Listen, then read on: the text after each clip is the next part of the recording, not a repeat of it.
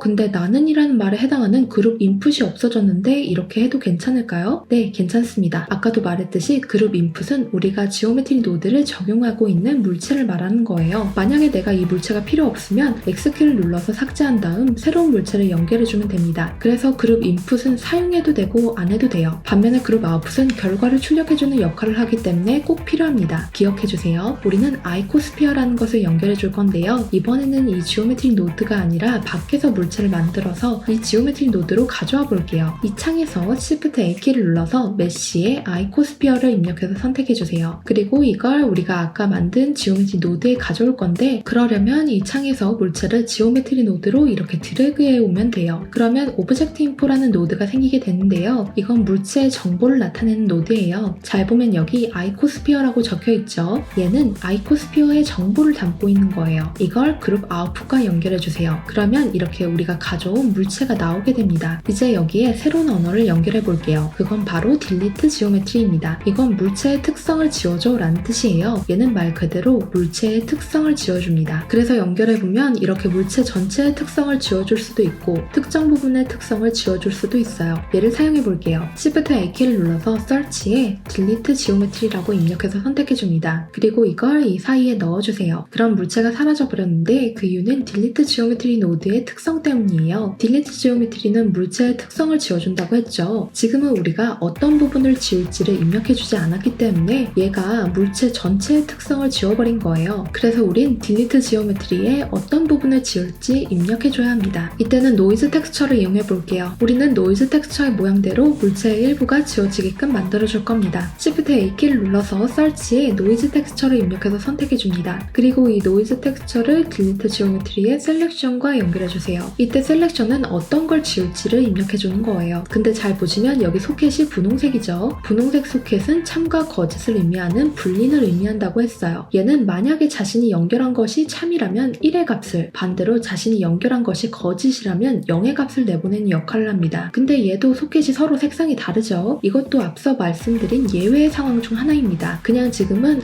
소켓의 색상이 조금 달라도 연결이 가능하기도 하는구나 라고만 생각해주세요. 근데 우리가 노이즈 텍스처를 연결해줬는데 변화가 없어요. 그 이유는 우리가 아직 노이즈 텍스처를 바탕으로 어떤 부분을 지워줄지에 대해서 범위를 지정해주지 않았기 때문이에요. 이때는 지워줄 범위를 지정해줘야 하는데요. 이때 사용하는 것이 바로 컬러 램프입니다. 이건 쉐이더 노드에서 보셨죠? 이 컬러 램프는 색상을 조절하는 데도 사용되지만 어떤 때는 범위를 지정해주는 역할을 하기도 합니다. 이걸 사용해서 노이즈 텍스처의 모양대로 지워줄 범위를 설정해줄게요. Shift A키를 눌러서 서치에 컬러 램프를 입력해서 선택해줍니다. 그리고 이걸 이 사이에 넣어주세요. 이후 여기 컬러 값을 조절해보면 이렇게 우리가 지울 범위를 설정해줄 수 있습니다. 근데 모양이 지금은 부자연스러운 것 같아서 좀 더 자연스럽게 만들어줄게요. 이때는 이 물체의 면을 나눠주면 되는데요. 아까 물체의 면을 나눌 때 Subdivide Mesh를 사용한다고 했잖아요. 이번에도 사용해줄게요. Shift A키를 눌러서 서치에 Subdivide Mesh를 입력해서 선택해줍니다. 그리고 이걸 이 사이에 넣어주세요. 그러면 이 지오메트리 노드는 나는 물체의 면을 나눠줄 건데 노이즈 텍스처의 모양대로 물체의 특성을 지워줄 거야 라는 말이 됩니다. 이제 이 Subdivide Mesh의 레벨을 높여보면 이런 식으로 모양을 만들어줄 수 있어요. 이 노이즈 텍스처의 스케일 값과 컬러 램프를 조절하면 이런 식으로 멋진 모양을 만들 수 있습니다. 이 스케일 값의 애니메이션을 만들어주는 기능인 씬타임을 연결해주면 이런 식으로 움직이는 애니메이션을 만들 수도 있어요. 그러면 다음으로 넘어갈게요. 우리가 만든 노드를 그룹 아웃풋을 제외하고 X키로 삭제해주세요. 이번에 우리는 곡선인 커브를 만들어 볼 거예요. Shift A키를 눌러서 서치에 베지어라고 입력해주세요. 그러면 베지어 세그먼트라는 아이가 나옵니다. 얘는 이런 식으로 생긴 커브예요. 이 베지어 세그먼트를 선택해주세요. 그리고 이걸 그룹 아웃풋과 연결해줍니다. 그럼 이렇게 곡선인 베지어 커브가 나오게 됩니다. 근데 우리는 이 커브의 단면을 동그랗게 만들어주고 싶어요. 이때는 Curve to Mesh라는 노드를 사용해야 해요. 이건 곡선인 커브를 메쉬로 바꿔줘 라는 뜻이에요. 얘를 통해 곡선인 커브의 단면을 만들어줄 수도 있어요. 한번 사용해볼게요. Shift A키를 눌러서 서치에 Curve to Mesh를 입력해서 선택해주세요. 지금은 곡선인 커브 상태인데요. 이 커브 상태를 메쉬로 바꿔주는 것이 바로 Curve to Mesh입니다. 얘를 이 사이에 넣어주세요. 그러면 얘는 이제 메쉬가 된 거예요. 근데 지금은 아무런 변화가 없죠. 그 이유는 우리가 아직 어떤 식으로 단면을 만들지에 대해서 입력해주지 않았기 때문이에요. 여기 Curve to Mesh를 보시면 프로파일 커브라는 게 있어요. 이건 곡선을 커브로 바꿀 때 곡선인 커브의 단면을 설정해주는 역할을 하는 거예요. 그래서 여기에 어떤 커브를 연결하느냐에 따라서 이 물체의 단면이 달라지게 됩니다. 이때 주의하셔야 할 것은 이 프로파일 커브에는 커브만 연결해줘야 한다는 거예요. 만약에 여기에 커브가 아닌 메쉬를 연결해주면 이런 식으로 오류가 나게 됩니다. 근데 우리는 지오메트리 노드에 어떤 커브가 있는지 모르잖아요. 이때는 쉽게 알 수 있는 방법이 있습니다. Shift A키를 눌러주세요. 그러면 이 지오메트리 노드에 입력해줄 언어가 나타나는데요. 여기 커브라는 게 있어요. 이걸 마우스로 선택하면 이 중에서 기본 모형이라는 뜻의 프리모티브가 나옵니다. 이걸 선택하면 지오메트리 노드에 있는 다양한 커브들을 찾을 수 있어요. 이 커브들 중에서 우리는 원형 곡선이라는 뜻의 Curve Circle을 선택해줄게요. Curve Circle을 선택해주세요. 그러면 이렇게 나오는데 이걸 Curve to Mesh의 프로파일 커브와 연결해줍니다. 그러면 이렇게 우리가 연결한 모양에 따라 물체의 단면이 달라지게 됩니다. 여기에 스타를 연결하면 이런 모양이 나오기도 해요. 근데 단면의 크기가 너무 큰 것 같아서 이 크기를 조절해줄게요.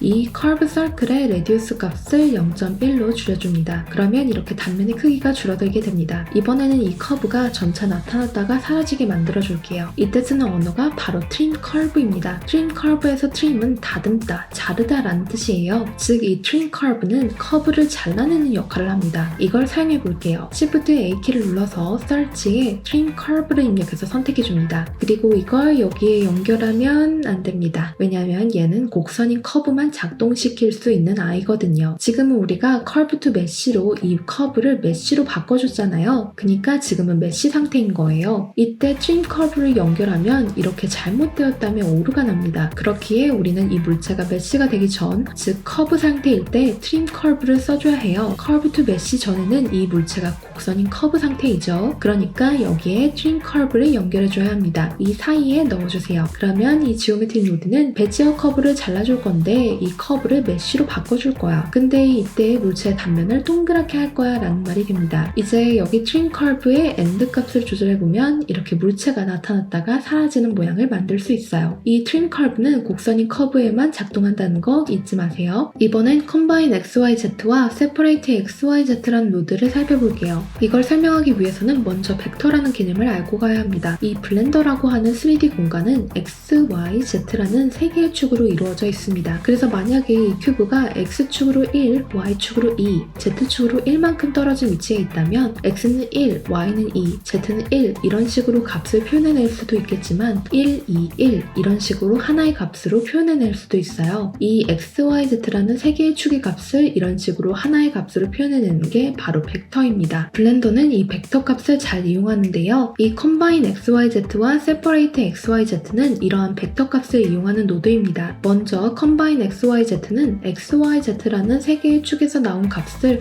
하나의 벡터 값으로 합쳐주는 역할을 하는 아이입니다. 그래서 이 컴바인 XYZ에 있는 XYZ 값에 어떤 값을 넣어주거나 연결해주느냐에 따라서 만들어지는 벡터 값이 달라지게 됩니다. 한번 이걸 사용해 볼게요. 그 전에 그룹 아웃풋을 제외한 모든 노드들을 선택한 후 X키를 눌러서 삭제해주세요. Shift A키를 눌러서 Search에 큐브를 입력해서 선택해줍니다. 그리고 이걸 그룹 아웃풋과 연결해주세요. 그러면 이렇게 큐브가 나오는데 우리는 이 큐브의 위치를 조절해 볼게요. 위치를 설정할 때는 Set Position이라는 노드를 사용합니다. 이걸 사용해 볼게요. Shift A키를 눌러서 Search에 Set Position을 입력해서 선택해줍니다. 그리고 이걸 이 사이에 넣어주세요. 이번엔 Combine XYZ를 가져와 볼게요. Shift A키를 눌러서 Search에 Combine XYZ를 입력해서 선택해줍니다. 그리고 이 Combine XYZ를 Set Position의 위치 간격을 조절하는 값인 Offset과 연결해줍니다. 그러면 지금은 변화가 없는데 그 이유는 우리가 Set Position에 연결한 Combine XYZ의 값이 모두 0이라서 그래요. 이 값을 한번 조절해 볼게요. 아까 Combine XYZ는 XYZ라는 세 개의 값을 합쳐서 하나의 벡터 값을 만들어준다고 했잖아요. 그래서 만약에 내가 여기 X 값에는 3, Y 값에는 0, Z 값에는 0 이런 식으로 값을 입력하면 이 Combine XYZ가 3, 0, 0이라는 하나의 벡터 값을 만들어서 결과를 내보내게 됩니다. 그래서 3, 0, 0이라는 하나의 벡터 값이 결과로 나가서 이것이 Set Position에 Offset을 작동하게끔 만들어주게 됩니다. 이런 식으로 X, Y, Z라는 세 개의 값에 어떤 값을 입력해주느냐에 따라서 합쳐져 만들어지는 벡터 값이 달라지는 것이 바로 Combine XYZ입니다. 이 Combine XYZ는 위치값 등을 조절하는데 많이 사용합니다. 그러면 이번엔 Separate XYZ를 알아볼게요. Separate XYZ는 Combine XYZ와 반대의 개념이라고 보시면 돼요. 이건 하나의 벡터 값을 X, Y, Z라는 세 개의 축의 값으로 분리시켜줍니다. 그래서 만약에 내가 3, 4, 5라는 하나의 벡터 값을 이 Separate XYZ에 입력해주면 이 Separate XYZ가 얘를 X는 3,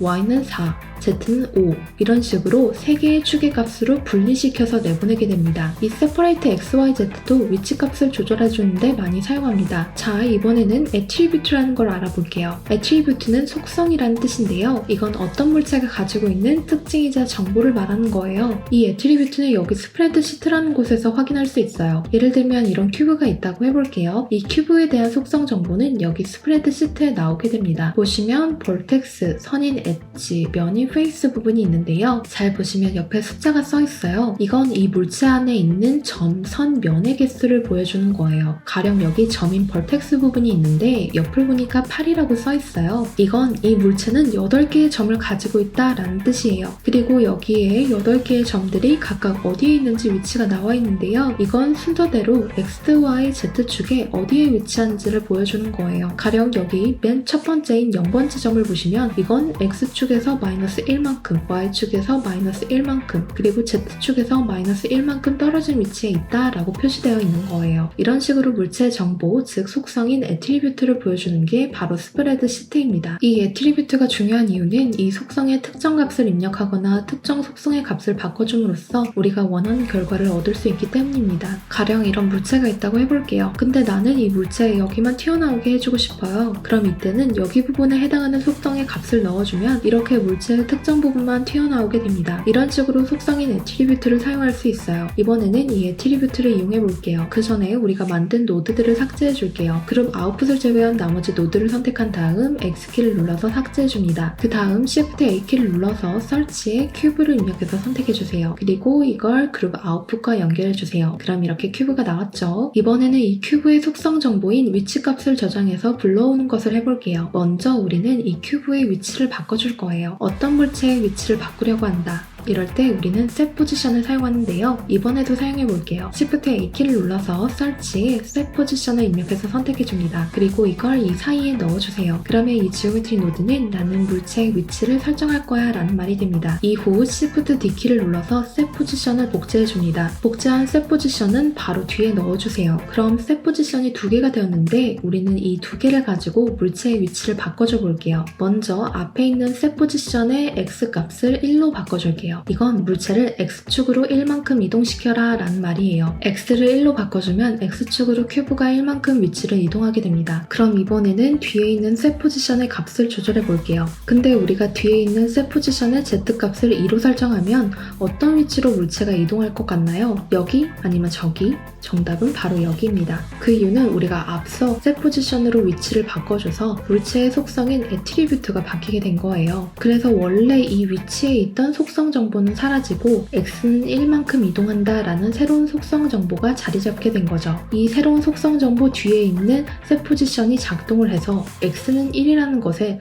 Z는 2라는 정보가 새롭게 추가된 거예요. 근데 나는 물체의 특성을 바꿔줬는데 기존의 속성 정보를 가지고 수정하고 싶다. 이런 경우에는 지오메트리 노드에 있는 애트리뷰트 노드를 사용하면 됩니다. 이때 사용하는 것이 바로 store named 애트리뷰트와 named 애트리뷰트인데요. 여기서 store named 애트리뷰트는 우리가 이름 지은 속성 정보를 저장해줘 라는 뜻이에요. 이 store named 애트리뷰트는 value, 즉 값에다가 연결한 정보를 속성 정보로 저장을 해줍니다. 그리고 named 애트리뷰트는 우리가 이름 지은 속성 정보를 불러와줘 라는 뜻이에요. named 애트리뷰트는 store named 애트리뷰트의 이름으로 저장된 속성 정보를 불러와주는 역할을 합니다. 즉 store named 애트리뷰트와 named 애트리뷰트는 서로 친구처럼 거의 붙어 다닌다고 보시면 됩니다. 이걸 사용하면 원래 위치 정보를 저장해서 불러와 줄 수 있어요. 한번 사용해 볼게요. Shift A키를 눌러서 설치에 store named 애트리뷰트를 입력해서 선택해 줍니다. 그리고 여기에 넣어주세요. 이 store named 애트리뷰트의 value에다가 우리는 현재 위치 정보 값을 입력해 줘야 해요. 이때 사용하는 것이 바로 포지션 노드입니다. 포지션은 물체에 있는 각 점의 현재 위치 정보를 나타내는 거예요. 즉 물체의 현재 위치 정보 값을 가지고 있는 거죠. 이 포지션을 set 포지션과 연결해 줄게요. Shift A키를 눌러서 설치에 포지션을 입력해서 선택해 줍니다. 그리고 이 포지션을 store named 애트리뷰트에 연결해 줍니다. 그러면 store named 애트리뷰트가 물체의 현재 위치 정보를 저장하게 돼요. 근데 포지션은 보시면 보라색 소켓, 즉 벡터 값을 다루고 있어요. 근데 store named 애트리뷰트의 value 소켓의 색이 회색이죠. 서로 색이 달라요. 그래서 store named 애트리뷰트의 모드를 좀 다르게 해줘야 하는데요. 여기 이 부분을 누르시면 벡터라는 게 나와요. 이걸 벡터로 설정해 주세요. 그러면 소켓이 이렇게 서로 색상이 맞게 되었습니다. 이제 이 속성 정보에 이름을 정해줄게요. 이 네모 칸에 이름을 적어주면 되는데요. 우리는 name이라고 정해줄게요. 그럼 store named 애트리뷰트가 물체의 현재 위치 정보를 name이라는 이름으로 저장하게 된 것입니다. 우리가 set position 노드로 위치를 바꿔주기 전의 상태에 store named 애트리뷰트를 가져온 거니까 store named 애트리뷰트에 저장된 물체의 현재 위치 정보는 물체가 원래 있던 위치 정보예요. 이제 이 저장한 정보를 불러와서 set position과 연결해주면 되는데요. 이때는 named 애트리뷰트를 사용하면 됩니다. 이걸 사용해 볼게요. Shift A키를 눌러서 search에 named 애트리뷰트를 입력해서 선택해줍니다. 그리고 이걸 마지막에 있는 set position의 포지션과 연결해주세요. 근데 보니까 얘네도 소켓의 색상이 좀 달라요. 그래서 우리는 소켓의 색상을 똑같이 맞춰줄게요. named 애트리뷰트의 이 부분을 누르시면 벡터라는 게 나와요. 벡터는 보라색이니까 이 set position과 색이 맞겠죠? 이 벡터를 선택해주세요. 그러면 이렇게 소켓의 색상이 맞게 됩니다. 근데 지금은 아무런 변화가 없는데 그 이유는 우리가 어떤 이름을 가진 속성을 불러올지 입력해주지 않았기 때문이에요. 아까 우리가 store named 애트리뷰트에 name이라는 이름으로 속성 정보를 저장해줬기 때문에 여기에 name이라는 것을 입력해주면 되겠어요. 이 네모 칸에 name을 입력해줍니다. 그러면 우리가 입력한 이름에 해당하는 속성 정보가 연결이 돼서 이렇게 나오게 됩니다. store named 애트리뷰트랑 named 애트리뷰트는 정말 자주 쓰여요. 얘네는 서로 서로 친구라서 거의 같이 다닌다고 생각해주세요. 이 외에도 물체의 위치 속성 정보를 저장해주는 방법이 또 있는데요. 그건 바로 캡처 애트리뷰트를 사용하는 것입니다. 이건 말 그대로 속성 정보를 사진 캡처하듯이 저장해주는 역할을 합니다. 그래서 이 캡처 애트리뷰트의 정보를 입력해서 저장해주면 나중에 이 정보를 다시 불러와서 쓸 수 있어요. 이걸 사용해 볼게요. 그 전에 이 store named 애트리뷰트랑 named 애트리뷰트를 X키를 눌러서 삭제해 주시고 노드를 다음과 같이 연결해 주세요. 이후 Shift A키를 눌러서 search에 캡처 애트리뷰트를 입력해서 선택해 줍니다. 그리고 이걸 이 사이에 넣어주세요. 여기에 넣는 이유는 아까처럼 맨 앞에 있는 set 포지션이 작동되기 전에 원래의 위치 정보를 우리가 저장할 것이기 때문입니다. 이제 연결해주면 이 노드는 나는 속성 정보를 사진 캡처해서 저장할 거야 라는 말이 됩니다. 여기에 캡처 애트리뷰트를 보시면 지오메트리 밑에 빈 소켓이 있어요. 이 소켓에 정보를 입력해주면 캡처 애트리뷰트가 우리가 입력한 정보를 사진 캡처하듯이 저장해줍니다. 우리는 큐브의 원래 위치 정보를 저장할 거니까 물체에 있는 현재 위치 정보를 나타내는 포지션과 연결해줘야 되겠어요. 아까 쓰고 남은 포지션을 캡처 애트리뷰트와 연결해주세요. 이 포지션을 캡처 애트리뷰트에 연결하면 이 캡처 애트리뷰트가 포지션, 즉 물체의 현재 위치 정보를 캡처해서 저장하게 됩니다. 이후 캡처 애트리뷰트의 오른편에 있는 보라색 소켓을 맨 끝에 있는 set 포지션의 포지션과 연결해주세요. 그러면 이렇게 물체의 위치가 원래대로 바뀌게 됩니다. 이렇게 바뀌는 이유는 우리가 캡처 애트리뷰트로 물체의 원래 위치 정보를 저장해줬고 그 저장한 정보를 맨 끝에 있는 set 포지션으로 불러와서 큐브의 원래 위치에서 맨 끝에 있는 set 포지션의 값인 z는 이만큼 이동한다 라는 것이 더해져 이렇게 바뀐 거예요. 캡처 애트리뷰트는 이런 식으로 물체의 속성 정보인 애트리뷰트를 저장한 다음 나중에 이렇게 불러올 수 있습니다. 이 애트리뷰트 노드를 사용하면 이렇게 색상 정보도 저장해 줄 수 있고 이외에도 숫자 등의 값을 저장해서 불러온 데도 사용할 수 있어요. 그럼 이번에는 Geometry Proximity라는 것을 다뤄볼게요. 여기서 Proximity는 근접성이라는 뜻인데요. 이 Geometry Proximity는 비유하자면 GPS에 가장 가까운 위치 찾기와 비슷하다고 보시면 돼요. 만약 우리가 서점을 가고 싶은데 길을 모른다. 이럴 때 우린 핸드폰으로 GPS를 켜서 내가 현재 있는 위치에서 가장 가까운 거리에 있는 서점을 찾잖아요. 그것처럼 얘는 특정 물체가 얼마나 가장 가까이 있는지를 계산해주는 아이라고 보시면 돼요. 예를 들면 이런 물체가 있다고 할 때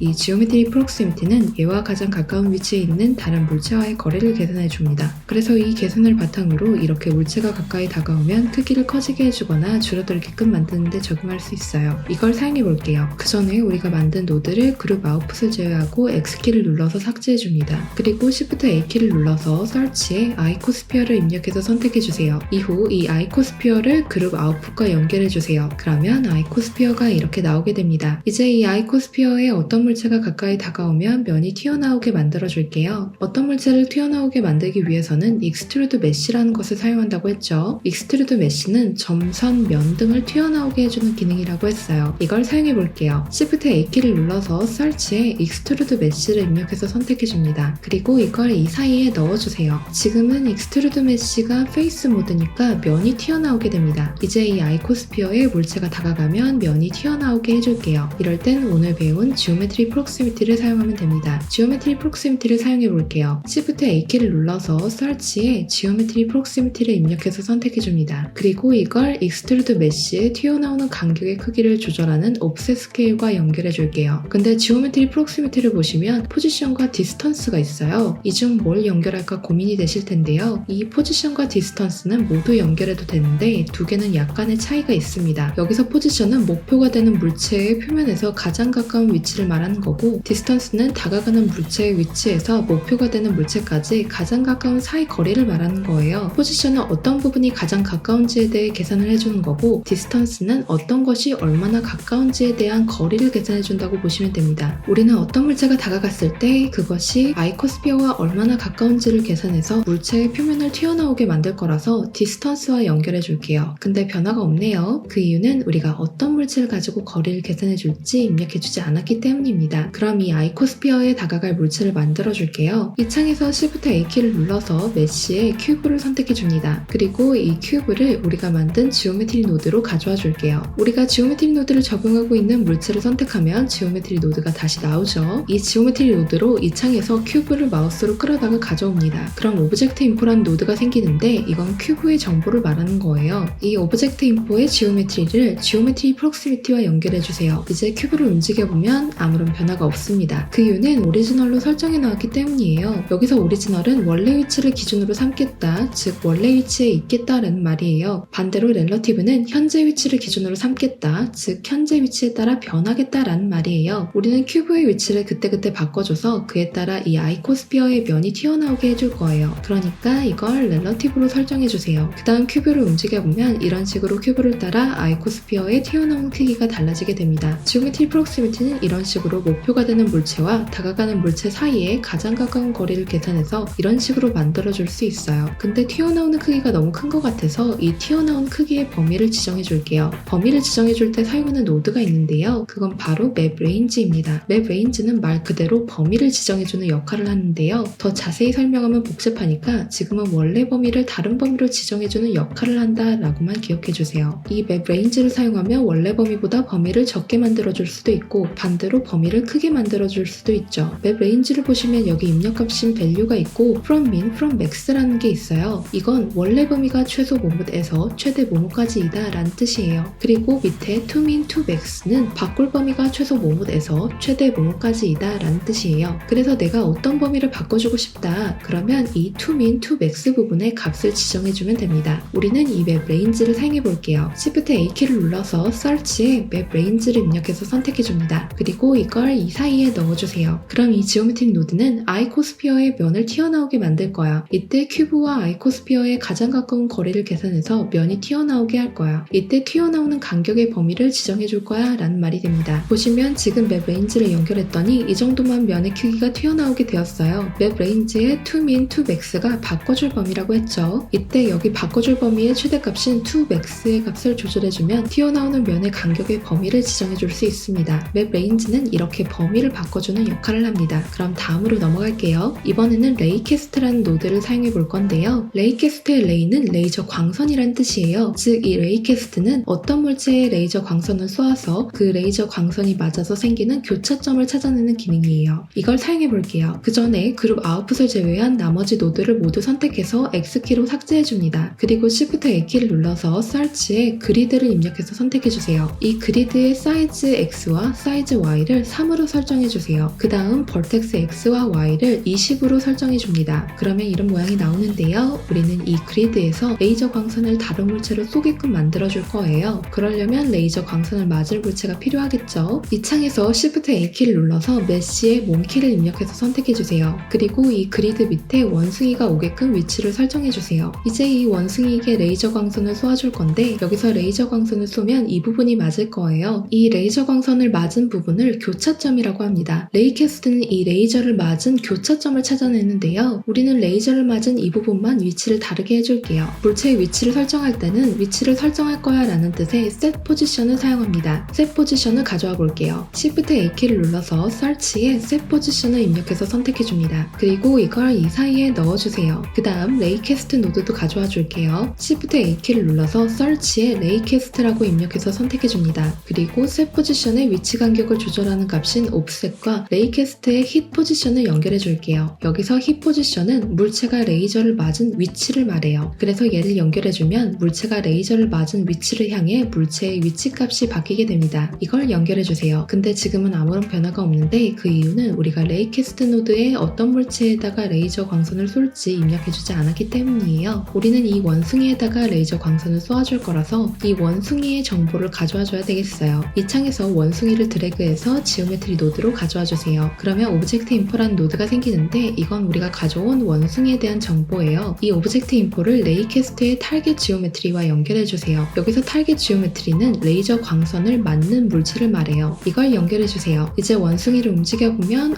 아무런 반응이 없습니다. 그 이유는 여기 오리지널로 설정해 나왔기 때문이에요. 오리지널은 원래 위치를 기준으로 삼겠다, 즉 원래 위치에 있겠다 라는 뜻이라고 했어요. 반면에 렐러티브는 현재 위치를 기준으로 삼겠다, 즉 현재 위치에 따라 변하겠다 라는 뜻이라고 했죠. 우리는 이 원숭이의 위치를 그때그때 바꿔주고 싶어서 얘를 렐러티브로 바꿔줄게요. 이제 원숭이를 움직여보면 이 원숭이가 레이저 광선을 맞은 위치를 따라서 이 그리드의 위치값이 달라지게 됩니다. 그래서 이런 모양이 나오게 돼요. 이런 식으로 할 수 있는 게 바로 레이캐스트입니다. 레이캐스트는 좀 복잡해서 이건 나중에 따로 노드를 설명드릴 예정이에요. 참고해주세요. 자, 그럼 다음으로 넘어갈게요. 그룹 아웃풋을 제외한 나머지를 모두 선택해서 눌러서 X키로 삭제해주세요. 그리고 이번에는 이런 모양을 만들어 볼 거예요. 그 전에 우리가 이번에 알아야 할 개념이 있어요. 그건 바로 볼륨입니다. 볼륨은 쉐이더 노드에서 한번 보신 적이 있죠? 볼륨은 해석하자면 부피라는 뜻인데요. 얘는 말 그대로 어떤 물체가 3D 공간에서 차지하고 있는 크기를 말해요. 가령 이런 물체가 있다고 해볼게요. 얘는 이 3D 공간에서 이 정도의 크기를 차지하고 있어요. 이때 이 물체를 볼륨으로 바꿔주면 이 물체가 3D 공간에서 차지하고 있는 크기, 즉 물체의 부피를 마치 안개가 낀 것처럼 표현을 해줍니다. 이게 바로 볼륨 노드예요. 이 볼륨은 복셀이라는 것으로 구성되어 있는데요. 여기서 복셀은 3D 공간에서 물체를 이루는 3차원적인 입체 모형을 말하는 거예요. 우리가 보는 그림은 사실 픽셀이라고 하는 작은 네모 모양으로 이루어져 있어요. 그래서 그림을 확대해보면 이렇게 네모난 모양들이 만나서 하나의 그림을 이루는 것을 보실 수 있죠. 3D 공간에서도 마찬가지로 픽셀과 비슷하게 복셀이라는 이런 입체 모형으로 구성되어 있어요. 볼륨은 이런 복셀들로 둘러싸여 있습니다. 이 볼륨을 활용하면 다양한 모양을 만들어낼 수 있는데요. 이걸 사용해 볼게요. 먼저 물체를 만들어 줄게요. Shift A키를 눌러서 서치에 아이코스피어를 입력해서 선택해 줍니다. 그리고 이걸 그룹 아웃풋과 연결해 주세요. 이 아이코스피어를 볼륨으로 바꿔줄게요. 이때는 메쉬 투 볼륨을 사용하면 됩니다. 이건 메쉬를 볼륨으로 바꿔줘 라는 뜻이에요. 이걸 사용해 볼게요. Shift A키를 눌러서 서치에 메쉬 투 볼륨을 입력해서 선택해 줍니다. 그리고 이걸 이 사이에 넣어주세요. 그러면 입체 모양이 이렇게 볼륨으로 바뀌게 됩니다. 약간 안개 같죠? 이 메쉬 투 볼륨을 보시면요. 여기 density라는 게 있어요. 이 density는 밀도라는 뜻으로 얘는 물체의 안쪽이 얼마나 꽉 차 있는지를 나타내는 거예요. 이 density 값을 낮추면 이 물체가 차지하고 있는 공간의 부피 밀도가 줄어듭니다. 그래서 이런 식으로 밀도가 낮아져서 물체의 안쪽이 덜 차 있게 됩니다. 반면에 density를 높이면 물체가 차지하고 있는 공간의 부피 밀도가 늘어나서 이런 식으로 꽉 차 있는 듯한 모양이 나옵니다. 그리고 여기 복셀 어마운트라는 게 있는데 이건 복셀의 양을 말하는 거예요. 그래서 이 복셀 어마운트라는 것을 조절하면 볼륨을 구성하는 복셀의 양을 이렇게 조절해 줄 수 있습니다. 이제 이 볼륨을 다시 메쉬로 바꿔줄게요. 이때는 반대로 볼륨 투 메쉬라는 노드를 사용하면 되는데요. 아까랑 위치만 바뀌었죠? 얘는 볼륨을 메쉬로 바꿔줘 라는 뜻이에요. 얘를 사용해 볼게요. Shift A키를 눌러서 서치에 볼륨 투 메쉬를 입력해서 선택해 줍니다. 그리고 이걸 여기에 연결해 주세요. 그러면 볼륨이었던 물체가 다시 입체 모형인 메쉬로 바뀌었어요. 약간 모양이 독특해졌죠? 여기에 하나만 더 연결해 줄게요. 아까 물체를 튀어나오게 만들려면 익스트루드 메쉬라는 것을 사용한다고 했어요. 이걸 사용해 볼게요. Shift A키를 눌러서 서치에 익스트루드 메쉬를 입력해서 선택해 줍니다. 그리고 이걸 여기에 넣어 줄게요. 그러면 아까랑 모양이 좀 달라졌죠? 이 익스트루드 메쉬의 튀어나오는 간격을 조절해주는 옵셋 값을 조절해보면 이렇게 독특한 모양을 만들 수 있습니다. 이제 다시 그룹 아웃풋을 제외한 나머지 노드들을 X키를 눌러서 삭제해주세요. 그리고 마지막으로 시뮬레이션 존이라는 노드를 살펴보겠습니다. 시뮬레이션 존에서 시뮬레이션은 해석하자면 모의 실험이라는 뜻이에요. 얘는 물리적인 형태가 만들어지는 과정을 보여주는 모의 실험을 하는 노드라고 보시면 됩니다. 시뮬레이션 존은 한 프레임의 결과가 다음 프레임에 영향을 주도록 만들어주는데요. 이 시뮬레이션 존을 활용하면 이런 식으로 만들 수 있어요. 얘는 실습하면서 설명을 드릴게요. 먼저 물체를 만들어줄게요. Shift A키를 눌러서 서치에 UV 스피어를 입력해서 선택해줍니다. 그리고 이걸 그룹 아웃풋과 연결해주세요. 이제 시뮬레이션 존을 가져와 볼게요. Shift A키를 눌러서 서치에 시뮬레이션을 입력해서 선택해줍니다. 그러면 이렇게 나오는데요. 이 시뮬레이션 존을 UV 스피어와 그룹 아웃풋과 연결해서 이 사이에 넣어줄게요. 이제 우리는 시뮬레이션 노드를 사용해서 이런 점들이 흩어지는 모양을 만들어 볼 거예요. 그 전에 먼저 점을 만들어 줄게요. 우리는 물체의 점이 랜덤하게 만들어지게끔 만들어 줄게요. 이를 위해서는 앞서 봤던 물체의 면에다가 랜덤하게 점을 만들어줘 라는 뜻의 Distribute Point on Faces 라는 노드를 사용하면 됩니다. 얘를 사용해 볼게요. Shift A키를 눌러서 서치에 Distribute Point on Faces를 입력해서 선택해 줄게요. 그리고 이걸 이 사이에 넣어 줄게요. 그러면 물체의 표면에 랜덤하게 점이 만들어지게 됩니다. 근데 점의 개수가 조금 적은 것 같아서 여기 Distribute Point on Faces의 점의 밀도를 나타내는 density를 100으로 설정해 줄게요. 그러면 아까보다 점의 개수가 늘어났어요. 이제 이 점들의 위치가 흩어지게끔 만들어 줄 거잖아요. 그러니까 점의 위치를 바꿔주는 거죠. 위치를 바꿔줄 때는 위치를 설정해줘 라는 뜻의 set position을 사용한다고 했어요. 이걸 또 사용해 줄게요. Shift A키를 눌러서 서치에 set position을 입력해서 선택해 줍니다. 그리고 이걸 시뮬레이션 노드 사이에 넣어줍니다. 이 시뮬레이션 노드 사이에 넣어주면 시뮬레이션 노드가 얘로 실험을 하라는 거구나 라고 인식해서 작동을 하게 됩니다. 한번 재생 버튼을 클릭하면